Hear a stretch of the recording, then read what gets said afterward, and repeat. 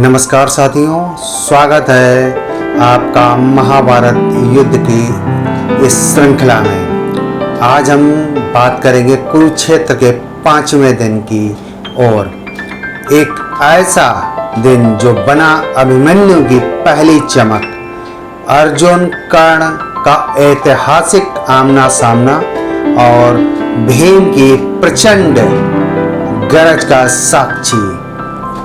4 दिन के युद्ध ने दोनों पक्षों को थका डाला था, पर 5वां दिन लेकर आया था और भीषण रक्तपात और अविस्मरणीय घटनाएं। तो आइए डुबकी लगाते हैं इस अद्भुत कथा में। भोर होते ही युद्ध भूमि पर धूल के गुब्बार छा गए। हाथियों की चिंगार, घोड़ों की टापें और शंखनाद की गूंज से धरती कांप रही थी। द्रोणाचार्य ने इस दिन मकर व्यूह रचा। जैसे मगरमच्छ अपने शिकार को निगल जाता है, वैसे ही यह व्यूह शत्रु को फंसाने वाला था। वहीं पांडवों ने सिंह व्यूह बनाकर अपनी सेना सजाई, गरजते हुए सिंह की तरह दुश्मन पर झपटने के लिए। दोनों ओर की सेनाएं ऐसी लग रही थीं जैसे 2 महासागर टकराने को तैयार हों। जैसे ही युद्ध आरंभ हुआ, वैसे ही भीम गरज उठे, आज मैं कौरवों की सेना को चीर दूंगा। उनकी गदा प्रहार से हाथी गिरने लगे, रथ चकनाचूर हो गए। सैकड़ों सैनिक भीम के प्रकोप के काल का ग्रास बने। इसी बीच दुर्योधन अपने भाइयों के साथ भीम के सामने आया। भीम और दुर्योधन का भीषण गदा युद्ध हुआ। गदा की टक्कर से चारों ओर चिंगारियां उड़ रही थीं। दोनों की गर्जना से धरती कांप उठी।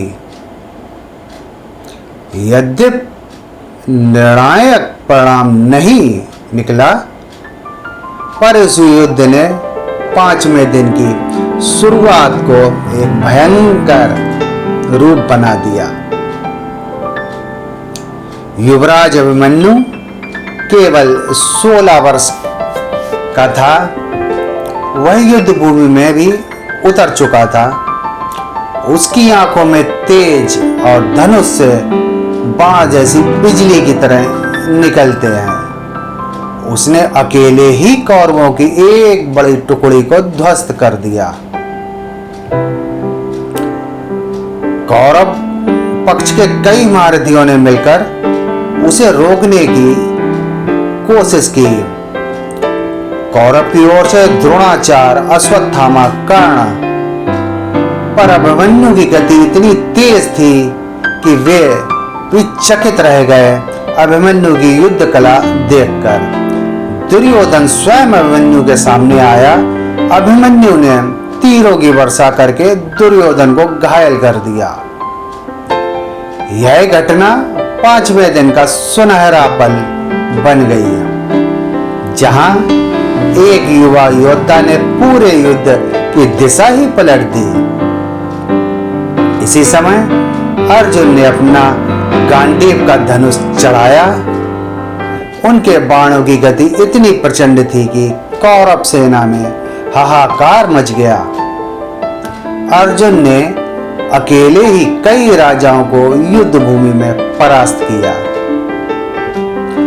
कौरव पक्ष के महारथी कर्ण, द्रोणाचार्य और कृतवर्मा तीनों मिलकर अर्जुन को रोकने पहुंचे, लेकिन अर्जुन ने अकेले तीनों से टक्कर ली।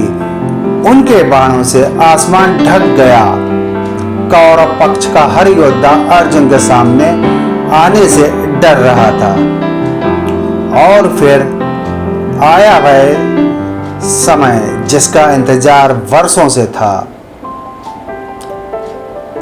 अर्जुन और कर्ण आमने सामने हुए। धनुष की टंकार तीरों की झड़ी लग गई। ऐसा लगा मानो दो अग्नि पुंज टकरा गए हों। धरती थर्रा उठी, आकाश गरज उठा। कर्ण ने दिव्य अस्त्र चलाए तो अर्जुन ने भी देवताओं से मिले अस्त्रों से उसका प्रतिकार किया।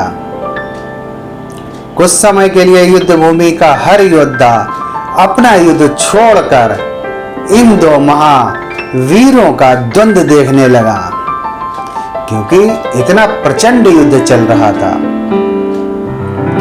हालांकि निर्णायक जीत आज भी टल गई, लेकिन इस मुठभेड़ ने 5वें दिन को इतिहास में अमर कर दिया। इस दिन केवल मुख्य नायक ही नहीं, कई अन्य योद्धाओं ने भी अद्भुत पराक्रम दिखाया। सात्यकी ने अपने धनुष से कौरव सेना की पंक्तियां चीर दी। धृष्टद्युम्न ने कई महारथियों को घायल किया और परास्त किया। शिखंडी ने भी बहादुरी से कई कौरव राजाओं को युद्ध भूमि में हराया। दूसरी ओर अश्वत्थामा और कृतवर्मा ने पांडव पक्ष को भारी क्षति पहुंचाई। उन्होंने भी पांडव के कई महारथियों को हराया। पूरा कुरुक्षेत्र मानो गरजते हुए देवताओं की लीला बन गया था। दिन ढलते ढलते कुरुक्षेत्र की भूमि रक्त से लाल हो चुकी थी। हजारों सैनिक वीर गति को प्राप्त हुए। कौरव पक्ष ने भारी हानि उठाई। वहीं पांडवों की ओर से भी अनेक वीर मारे गए। थके हारे योद्धा अपने अपने शिविर लौटे, पर मन में एक ही सवाल था कि कल का दिन कैसा होगा। 5वां दिन रक्त साहस की अमर गाथा बन चुका था। तो साथियों, यह था महाभारत युद्ध के 5वें दिन का अद्भुत वर्णन। भीम की गरज, अभिमन्यु की चमक और अर्जुन कर्ण का द्वंद्व, इन सब ने 5वें दिन को महाकाव्य का स्वर्णिम अध्याय बना दिया। युद्ध अभी समाप्त नहीं हुआ। अगले दिन भीषण होगा और कई योद्धाओं का भाग बदलने वाला है। तो जुड़े रहिए हमारी अगली कड़ी के साथ। महाभारत युद्ध का 6ठे दिन का अगले वीडियो में विस्तार से बताते हैं। धन्यवाद।